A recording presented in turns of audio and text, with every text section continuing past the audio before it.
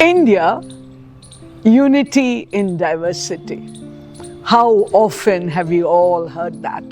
But to me, I think it comes best when I look at the literature of our country.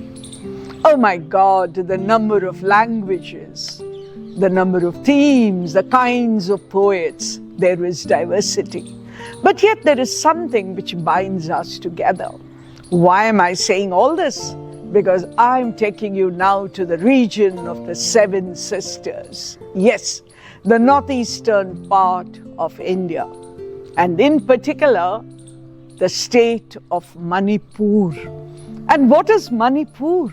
Imagine the land of gems.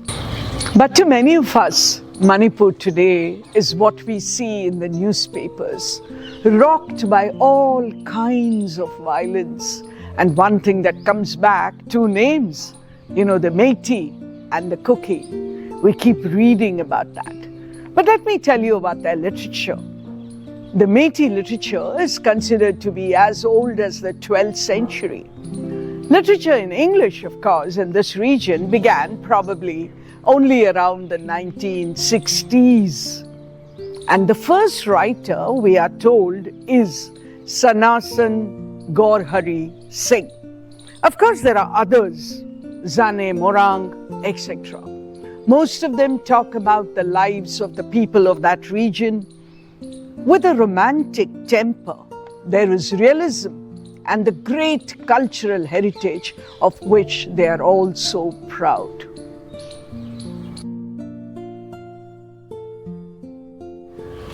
The poem is Native Land. Oh well, I can pronounce that. But what about the name of the poet? Robin. And then Ngangom. I'm saying it right, I hope, because it's Ngang. That's how it begins. Well, he's a bilingual poet. That means he writes in the English language as well as the language of the Métis tribe. And the language is called Métilon. Born in 1959, he teaches at the University of Shillong. He won the Katha Award for Translation in 1999. His books of poetry are called Words and the Silence, Time's Crossroads, The Desire for Roots. He writes about his native land, not just in this poem, but in most of his poems. He recreates for us the area, the region where he lives and writes. And to many of us, a lot of it is an eye-opener. Native land, you may be proud of it, but a realistic portrayal of that land today makes us pause and think.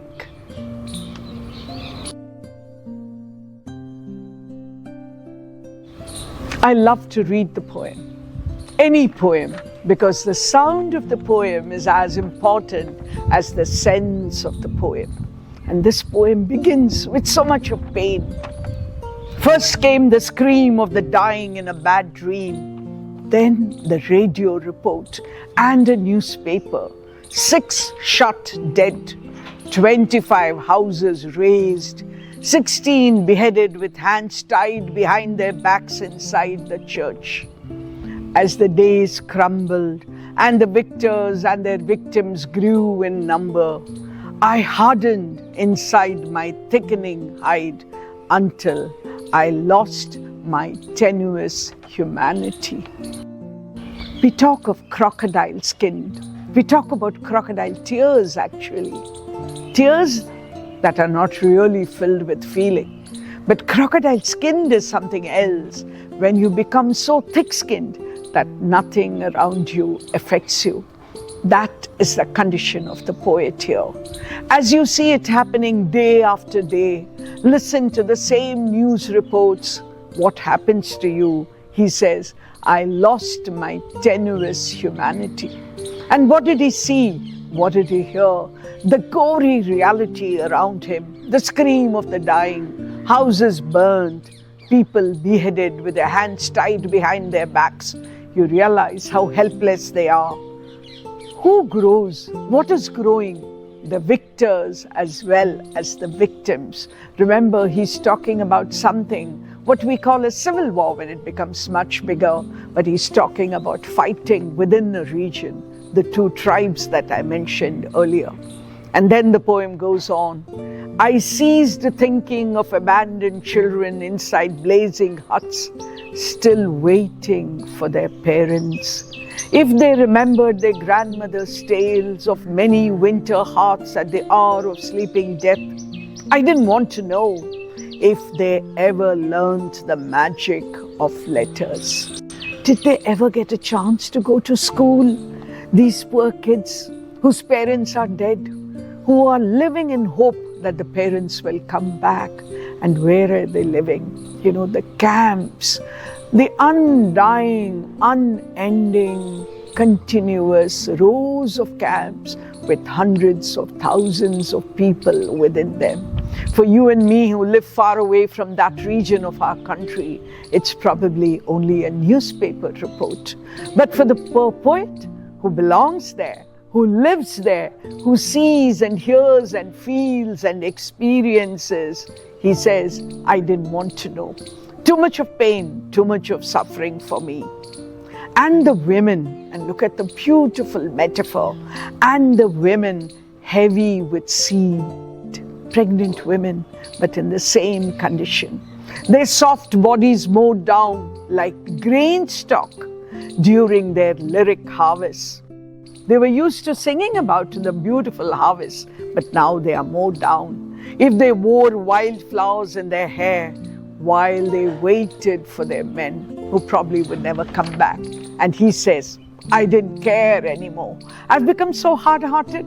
No, I realized the hopeless life that I am leading. I burnt my truth with them and buried uneasy manhood with them.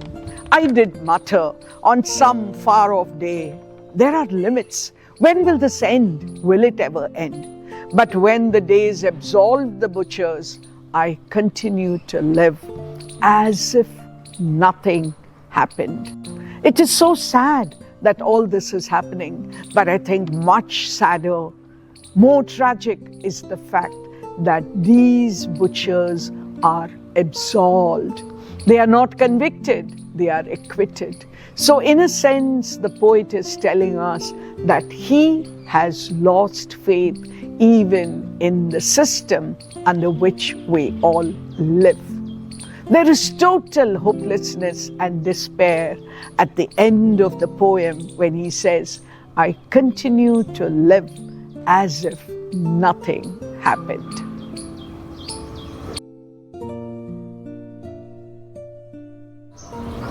You begin a poem and you know who's speaking. And then you wonder, who's he speaking to? Who is the absent audience that he is addressing? I think it's all of us. Maybe it's humanity itself. And the poem has a number of figures of speech. Nothing very common, nothing very rare. So you have similes and metaphors. You know, when he talks about women heavy with seed, when he talks about the grain stalk during their lyric harvest, you know, the personification. We have sleeping death. So there are a number of figures of speech that you and I know. And when we read the poem with concentration, when we read the poem with feeling, I think the figures of speech automatically stare at us in the face. The poem, of course, is very clearly about the socio-political turmoil. And I think with that comes this unhappy, sad, tragic feeling of moral degradation which has become a part of modern life.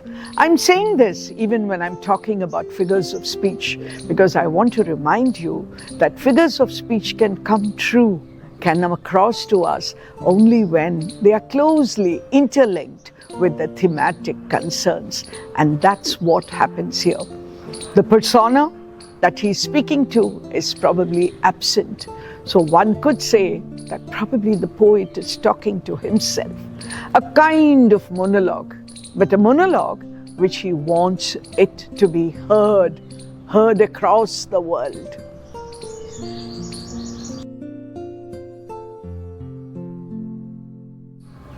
This poem appealed to me for a number of reasons.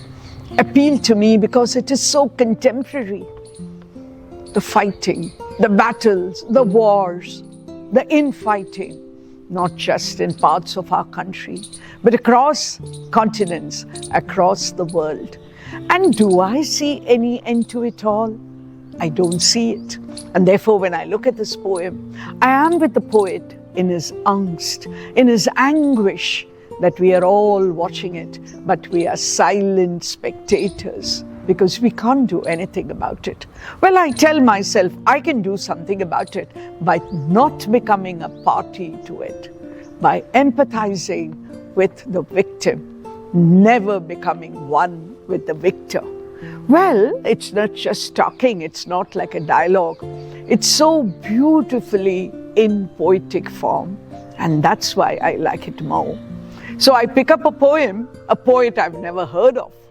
But well, the theme and the fact that it is a part of my country appeals to me to a great, great extent.